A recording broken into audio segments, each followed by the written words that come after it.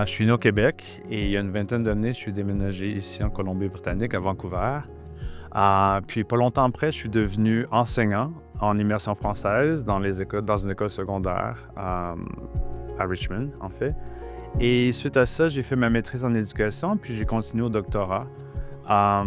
Les questions culturelles, la culture dans l'enseignement des langues et les relations interculturelles qu'ont les personnes à travers l'expérience des langues m'a toujours fasciné. Donc, j'ai poursuivi mon doctorat sur ces questions-là. Donc, aujourd'hui, ma recherche mes intérêts de recherche portent sur l'interculturalité ou la perspective interculturelle pour l'enseignement des langues. Alors, dans cette perspective-là, on met vraiment au centre de l'expérience d'apprentissage les expériences interculturelles authentiques, donc les expériences interculturelles avec d'autres personnes ou à travers des textes qui nous font découvrir d'autres perspectives que les nôtres. Et à travers cette expérience-là, on découvre qui on est en même temps. Cette approche à l'enseignement des langues est aussi bien située pour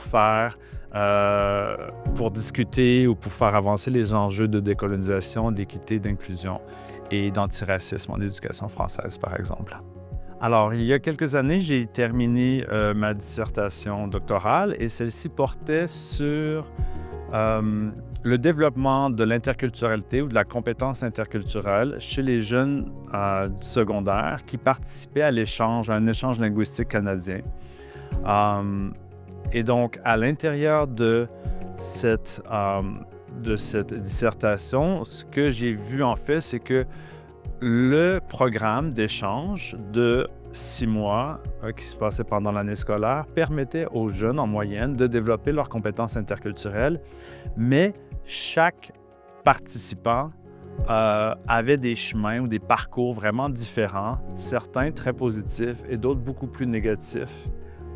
Et donc, un projet que j'ai à cœur maintenant et que je vais compléter avec le Conseil jeunesse francophone de la Colombie-Britannique, qui est l'organisme en charge des échanges en Colombie-Britannique, c'est de faire un guide préparatoire, non pas seulement pour le participant, mais aussi pour la famille et l'école qui va accueillir des participants.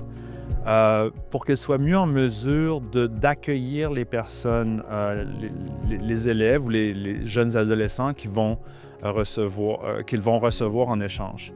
Souvent, en interculturalité, on semble mettre la responsabilité sur la personne qui voyage, c'est elle qui doit être responsable de développer ses propres habiletés, mais c'est aussi une question d'accueil et comment on fait une place aux personnes qui viennent nous visiter. Et c'est quelque chose qui n'a pas été assez pris en compte et que j'espère essayer de mettre en lumière dans ce guide-là pour mieux préparer les familles à faire une place aux jeunes qu'ils vont accueillir. Alors, les enjeux actuels dans le domaine de l'éducation française, il y en a plusieurs.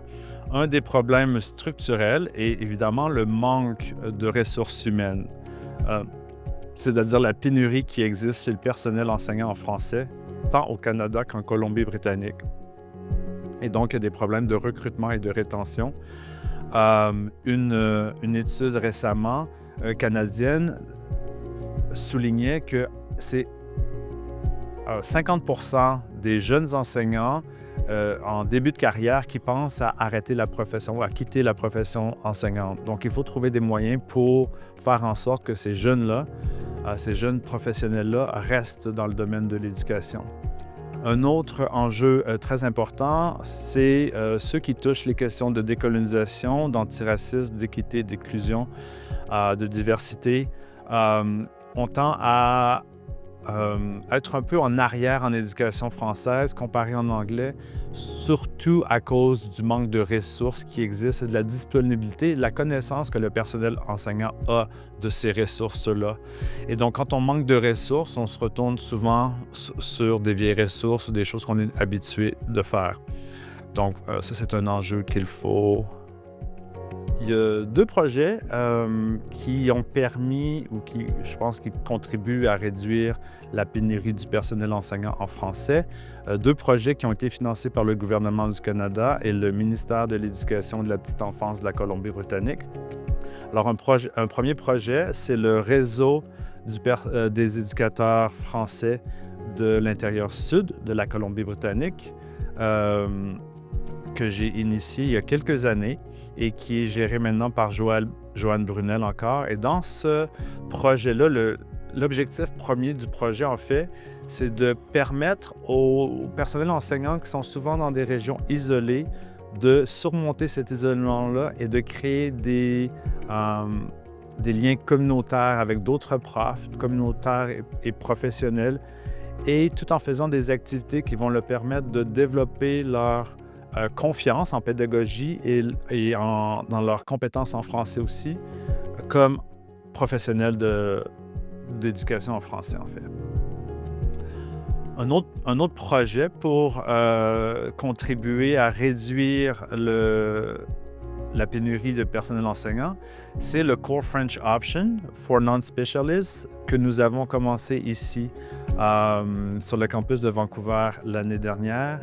Et donc, dans le baccalauréat en enseignement, ici sur le campus, nous avons des centaines d'étudiants et d'étudiantes qui ne sont pas dans nos spécialisations pour enseigner le français, mais plusieurs d'entre eux ont des connaissances en français, ont des compétences en français, ils ont un intérêt pour le français et ils s'intéressent à éventuellement enseigner le français. Et ils savent que le français est une matière en demande pour les enseignants.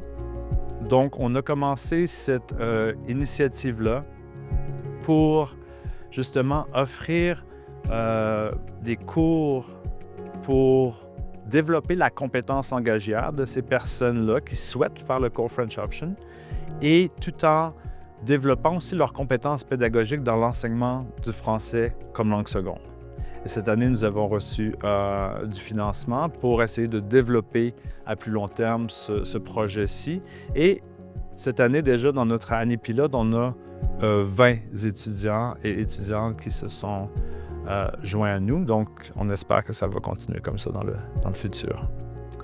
Alors, pour contribuer aux enjeux de décolonisation, d'antiracisme, de diversité, d'équité et d'inclusion en éducation française, et pour pallier au manque de ressources qui existent, un projet en cours présentement en partenariat avec l'Association provinciale des enseignants d'immersion, l'APIC, et le BCTLA, l'Association provinciale des bibliothécaires enseignants.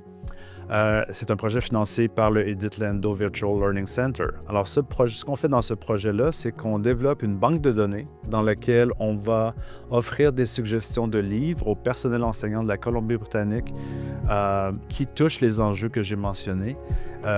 Donc, pour utiliser ces ressources-là en classe pour faire avancer l'éducation dans ces domaines-là. La banque de données va aussi inclure des suggestions pédagogiques basées sur le programme d'études de la Colombie-Britannique. Et donc, on espère que ça va aider le personnel enseignant dans leur enseignement.